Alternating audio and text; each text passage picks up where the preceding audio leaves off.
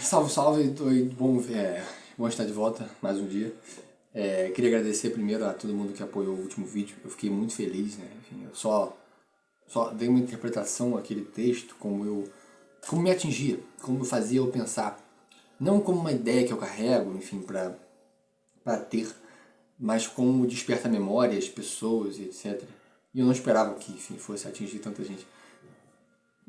Amigos que me disseram que quiseram ler o livro só pela minha análise. Eu falei, cara, é incrível, assim. Vocês não sabem o que eles estão perdendo, é um grande livro. Enfim, vale dizer também que ler devagar, ler dessa forma é muito mais interessante do que ler para dizer que leu, por exemplo. Mas enfim, vindo ao tema de agora, o título é uma paráfrase de duas paráfrases. São duas frases que eu conheço, que eu gosto, e que eu alterei um pouco as duas e misturei elas numa só. Uma é do Nassim Taleb, que diz: existe uma linha tênue entre filosofia e autoajuda. Ou seja, é possível sim que alguém, por meio de uma boa filosofia, ajude a sua vida. Mas essa autoajuda barata que virou mercado hoje em dia, não esquece, entendeu? Quem nunca pôs em prática alguma dessas coisas por uma semana e se achou o cara, e depois de 2 meses estava lembrando da época que pôs em prática aquilo daquele livro e que hoje não servia de mais nada. E a frase do Pondé, do brasileiro, alguns chamam de filósofo, outros chamam só de jornalista, pejorativamente, etc. Mas o que importa é que eu gostei da frase. Seja religioso, mas que a sua religião tenha pelo menos, 3.000 anos. É uma boa, uma boa métrica.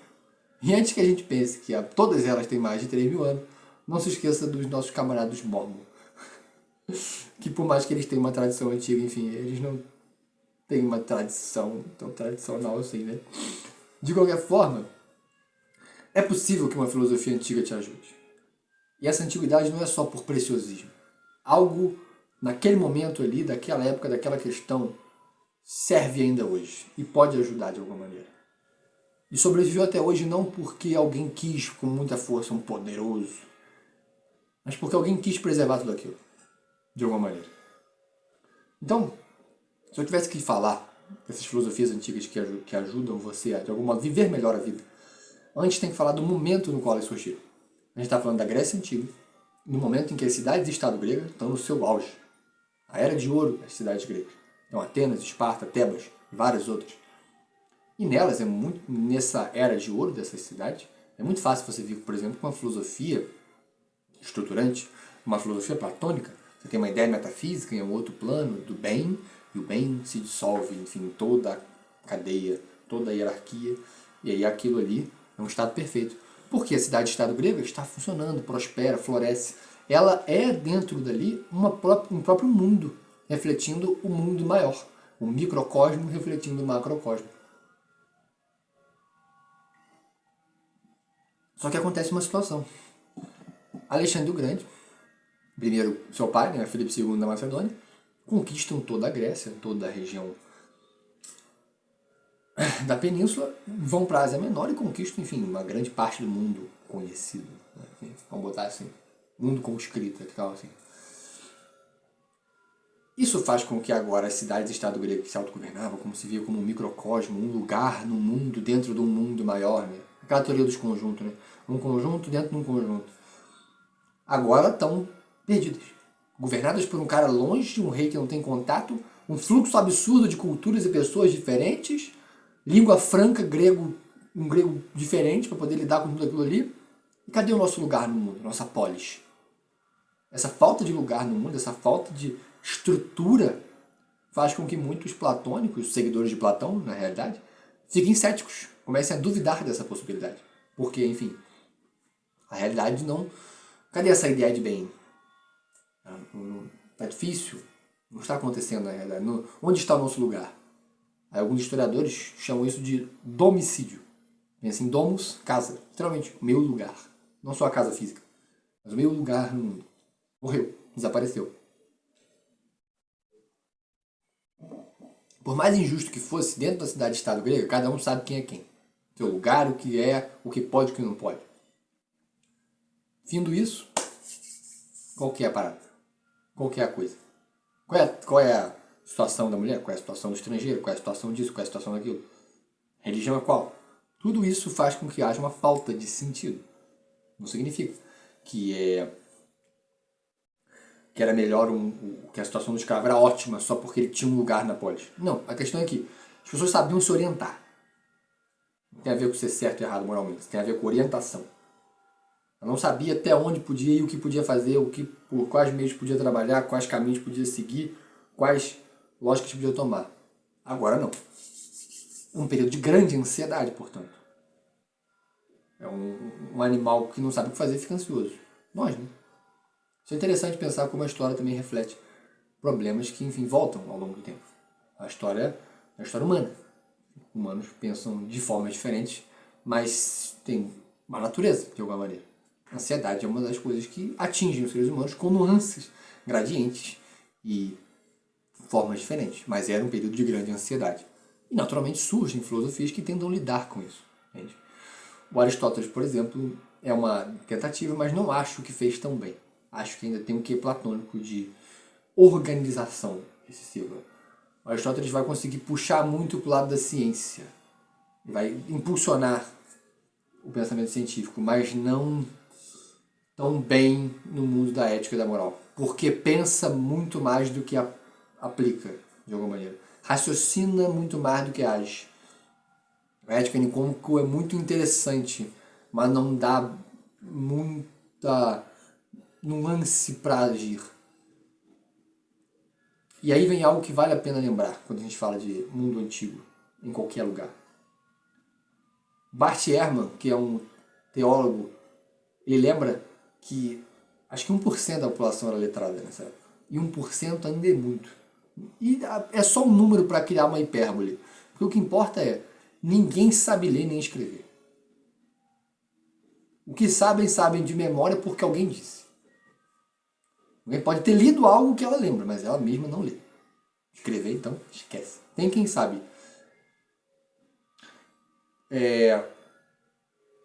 Uma série de coisas, uma série de ideias, sem nunca ter lido ou escrito. Isso vem a questão dessas filosofias. O que importa nelas não é o quanto você sabe delas. É o quanto você as pratica com o pouco que você sabe delas. Que muitas vezes é suficiente.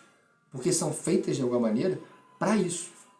A máxima das máximas, é a frase do Epicuro. Se a filosofia não serve para melhorar o seu jeito de vida, ela não serve para nada. É uma paráfrase, evidentemente. Não lembro exatamente, mas é algo assim. E a maior parte das pessoas, nesse caso, não tem a capacidade, não vão ler um livro, eles não vão ler as meditações de Marco Aurélio. Já antecipando, as 3 filosofias que eu por agora vou falar, que eu acho que são muito interessantes, que eu gosto muito. Olha, 4. Epicurismo, o estoicismo, os cínicos e os céticos pirrônicos. Formas de lidar com essa ansiedade que se instala nesse momento, nessa época. E aí começando, por exemplo, com o Epicuro. Para dar um exemplo prático. Isso aqui é um exemplo do que acontecia. As máximas dessas frases, essas ideias, não eram para você carregar. Você não vai ler todas as máximas de Epicuro e vai terminar epicurista. Conheço amigos que leem as meditações de Marco Aurélio dizendo, não terminei esse livro ainda. Eu fico pensando, mas o estoicismo não é você ler o livro até o final. O Marco Aurélio escreveu, por exemplo, para ele mesmo. As cartas de Sêneca era para um amigo dele.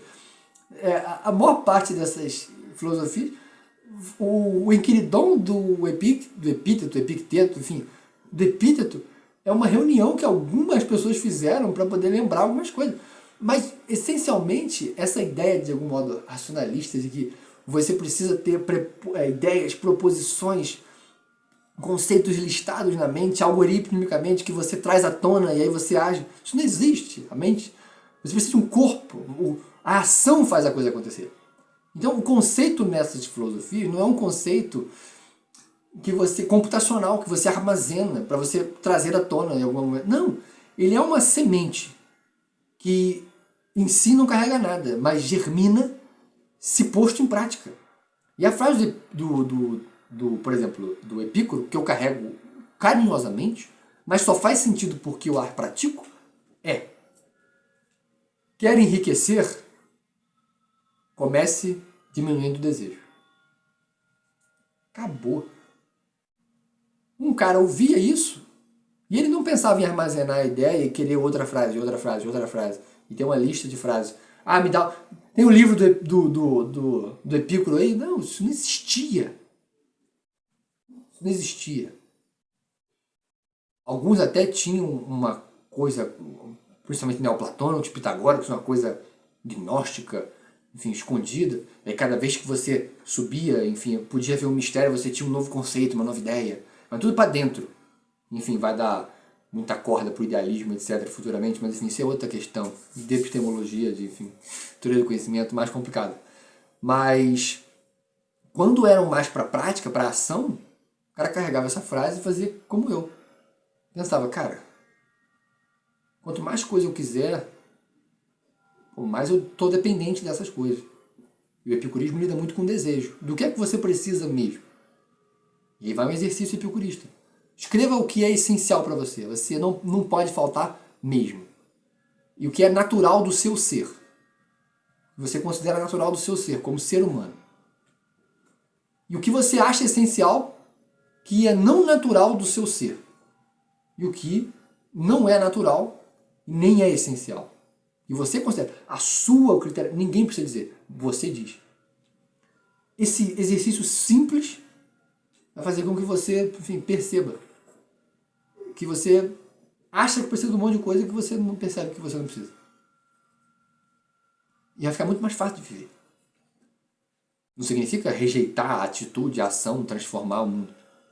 Significa o contrário, se você pensar bem. É claro que tem alguns que vão usar isso para essa ataraxia, que é o fundamento máximo, o objetivo máximo disso, que é conseguir se manter pleno, como uma forma de fugir do mundo. Agora, se você pensar como um cara como Marco Aurélio, ele consegue ter essa ataraxia, mas não para fugir do mundo, mas para agir melhor. Se ele consegue ser um ótimo imperador, e se muitos romanos conseguiram ser o que foram, pelo estoicismo, pela capacidade de suportar para poder sobrepor aquilo. Alguém muito fraco psicologicamente, fisicamente, não consegue lidar com intempéries, não vai conseguir agir com potência no mundo. Não vai. E esse é um dos exercícios que não está dito. Exercício que, enfim, eu li um livro muito interessante, que explora essas filosofias antigas. Vou até colocar o nome dele aqui na descrição. Ele não tem em português. É Ancient Wisdom of Hypatia. Enfim, o cara faz um compilado. Mas eu mesmo não gostei muito da forma como ele lida. Eu acho ele muito racionalista ainda. Eu acho que ele faz você pensar mais do que agir mesmo. Agora, você está convidado a ver as máximas de Epicuro também não como forma de você armazenar elas, mas você praticá-las. Comece a pensar nas coisas que você lê, em como enxergar aquilo ali, entrar na mente do autor e começar a perceber daquilo ali, praticar aquilo, de modo a você conseguir entender por que é que ele está dizendo aquilo para você. Então você não precisa ler as meditações de Marco Aurélio. Mas quando você pega, por exemplo, uma ideia como o Praemeditatio Malorum, que é esperar o pior, você tem que entender que muitos dos males que você tem medo podem acontecer de fato. Uma das formas que a minha ansiedade cai foi quando eu entendi que muitas das desgraças que eu imaginava que podiam acontecer. E eu não podia lidar com uma visão de que eu sei se vai ou não acontecer. Isso é impossível.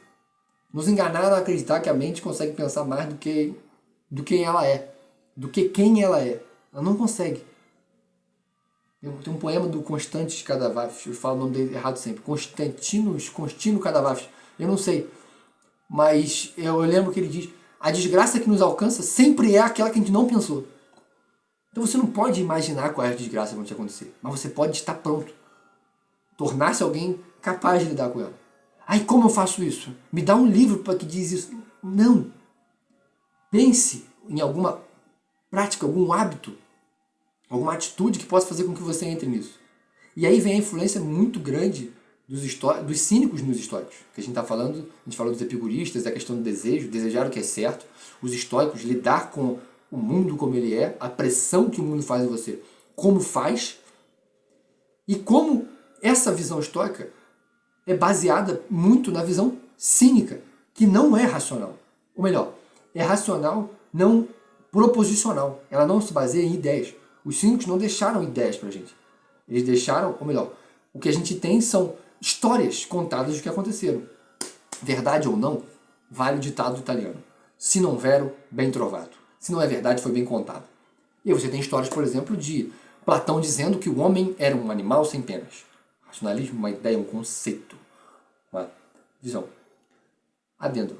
Platão não é necessariamente racionalista. Eu estou fazendo um anacronismo aqui. Mas isso é questão para outro vídeo para explicar isso. Acho que realismo e idealismo são uma tensão da história da filosofia. Cada um com a sua nuance, é claro.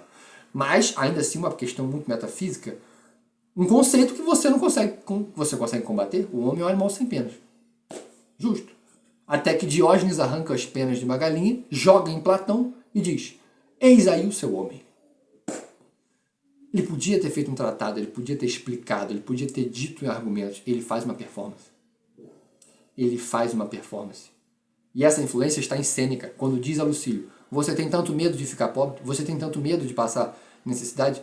Então faça um quarto na sua casa, coloque lá o pior cama, o pior travesseiro. Coma pão mofado todo dia e vista as piores roupas. E faça isso por 2, 3 dias a cada mês. Você vai perceber que você não tem tanto medo assim. Ou melhor, não é que aquilo é preferível, não é que aquilo é melhor, mas que você consegue suportar aquilo e continuar vivendo. É o equivalente de você almoçar arroz, feijão e farinha, porque tem medo de faltar alguma coisa. Você vai ver que você consegue sobreviver. Não é dizer que é melhor, não é dizer que é bom, não é dizer que é maravilhoso, que é lindo. Ninguém está dizendo isso aqui. A filosofia histórica, nenhuma está dizendo isso aqui. Essa felicidade barata é hoje, é contemporâneo. Ninguém está dizendo isso aqui. É dizer, você poder viver, suportando caso esse tipo de desgraça te aconteça, que pode te acontecer. E perceba como é performático. Marco Aurélio tinha o costume de dormir no chão. A mãe ficava desesperada, porque falava, pô, ele tá ficando doido. Mas não, ele imaginava que poderia haver uma situação na qual ele não tivesse cama. E precisaria estar pronto para aquilo ali. Quando ia vir? Aí ele não ficava pensando, ele podia ficar ansioso pensando quando que ia acontecer, como é que ia acontecer, aí se acontecer, não vai acontecer, vou tentar me convencer de que não vai acontecer, mas pode acontecer. Não. Se acontecer, eu tô pronto. E ele pode voltar a dormir na cama dele, porque ele sabe que ele consegue dormir no chão, por exemplo. Mas você não precisa fazer essas coisas. Te convido de novo a pensar em práticas. Os cínicos nos convidam a pensar em performance. Como podemos transformar em ação qualquer coisa que a gente acredite. Para que a gente veja se a gente acredita mesmo naquilo e ver nuances daquilo que a gente nunca ia ver.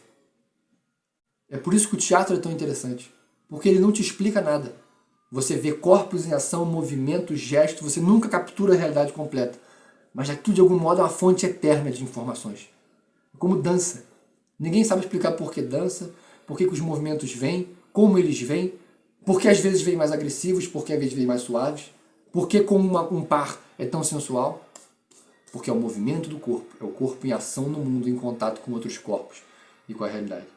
E isso é muito interessante. Então vale pensar em performar. Um exemplo, tenho o costume de andar na estrada da minha casa e encontrar lixo.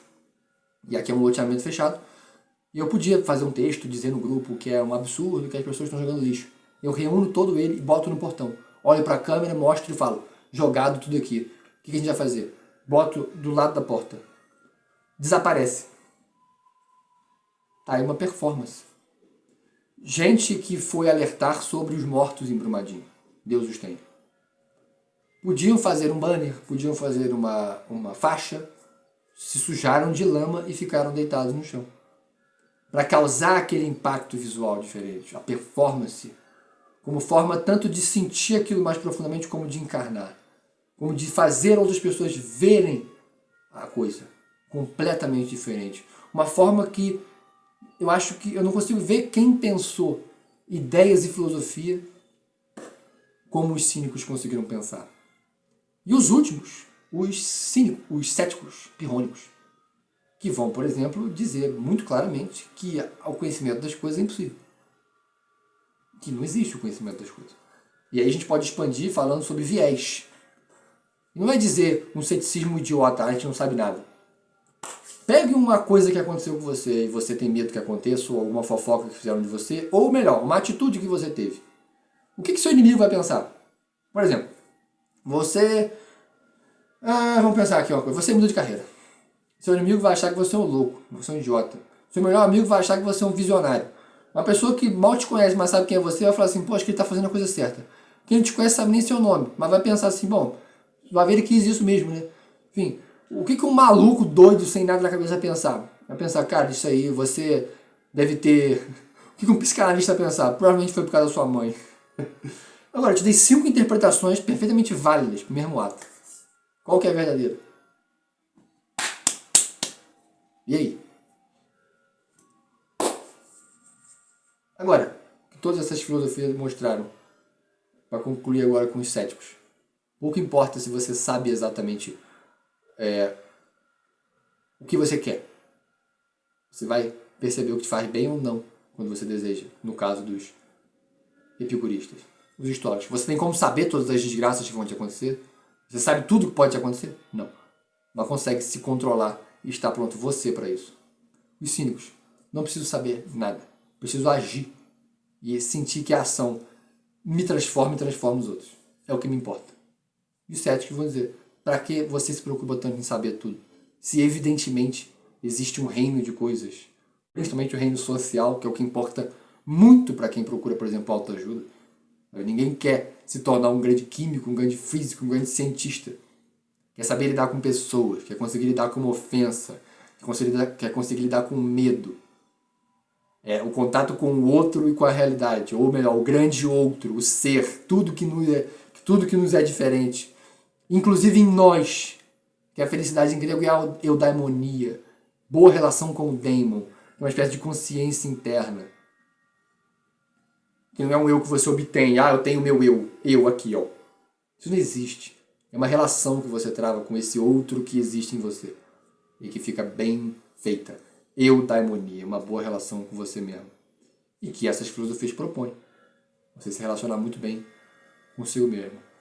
Dá para falar muito mais, principalmente dos céticos, mas esse vídeo está muito grande já. Acho que é o maior que eu já fiz. Mas não dá para ser breve nesses assuntos. É difícil, é dificílimo. Eu dei 4 filosofias. E aí eu convido, procurem o livro, mas independentemente do livro, procurem essas filosofias, entrem em contato com ideias, e antes de quererem esgotar as ideias, entendam alguns conceitos. Por exemplo, quer pegar dos epicuristas? Desejo. Procure, entenda o que você deseja mesmo. Dos estoicos, procure pelo Premeditatio Malorum, pela diferença entre as imagens que você faz no evento e o que o evento foi de fato, que é reduzir a base, eu esqueci a palavra em grego para isso, mas é analisar friamente o que aconteceu. O frio te incomoda ou é só a troca de calor do teu corpo com a coisa? Dos cínicos tem muito da performance, das ações, das atitudes, as histórias de como eles ilustravam os seus pensamentos, não com palavras, mas com ações. E os céticos, a isostemia, que é os polos variantes, que muitas vezes é dizer que um lado está certo tanto quanto o outro. E eu já acho que, enfim, quantos lados você vier que façam sentido, enfim, tem o seu valor de alguma maneira. É claro que não nego a possibilidade do empirismo, mas o empirismo é muito difícil. A física, a química, a biologia conseguem um grau de empirismo muito interessante. Mas para além delas, enfim, a coisa começa a ficar um pouco nebulosa. Enfim, é isso. Espero que isso ajude, porque, enfim, me ajuda bastante a lidar com a realidade. Enfim, são filosofias que sobreviveram justamente por isso. E de pessoas que tinham essa preocupação de fato. Não estavam ganhando dinheiro de alguém para isso. E que estavam se arriscando em nome disso aí porque acreditavam nisso de alguma forma. E isso as transformou e transformou aqueles que os seguiram. Se eu estiver errado, lembrem-se, aliás, que provavelmente eu estou mesmo.